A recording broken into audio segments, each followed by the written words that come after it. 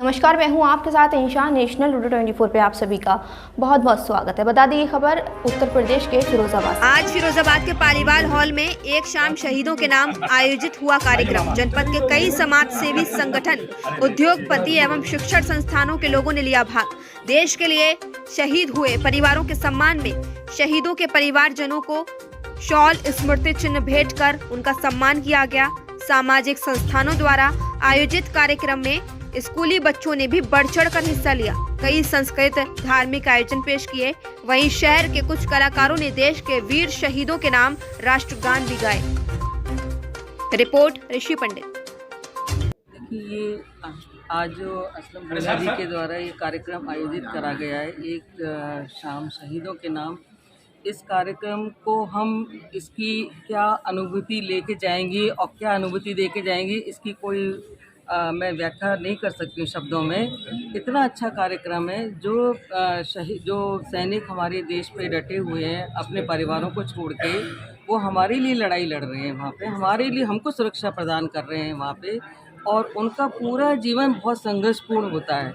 और शहीद पे तो उनके संघर्ष के जीवन का अंत है, तब उनके परिवारों के जीवन संघर्ष शुरू हो जाता है। तो मैं आपकी यहाँ पे इस कार्यक्रम के उससे और आपके मीडिया के समय ये एक बात ही कहना चाहूँगी कि हमें उनके परिवारों की विशेष देखभाल करनी चाहिए, क्योंकि वो अपने परिवारों को छोड़ के बड़ी बेफिक्री से वहाँ पे हमारे लिए वहाँ पे खड़े हुए हैं, हमारी रक्षा कर रहे हैं और हमारे लिए लड़ रहे हैं। तो हमारा फ़र्ज़ बनता है कि हम उनके परिवारों के लिए कुछ करें। देखिए, मेडिकल लाइन में तो गवर्नमेंट ने उनको काफ़ी फैसिलिटीज़ दे रखी है, हॉस्पिटल्स वगैरह बना रखे हैं, लेकिन जो हमारी ड्यूटी बनती है कि उनके परिवारों को जो भी ज़रूरत हो यहाँ पे देश के अंदर।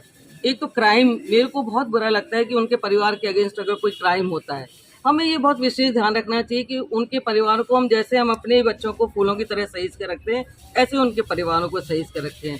क्योंकि मैं भी एक सैनिक परिवार से हूँ और मेरे बाबा, मेरे मामा, मेरे फूफा जी सभी लोग सैनिक रहे हैं। और हमारे परिवार ने जो है आज़ादी की लड़ाई, फिर 61 की लड़ाई चाइना से, फिर 65 की, फिर 71 की लड़ाई सारे हमारे परिवार ने देखी है।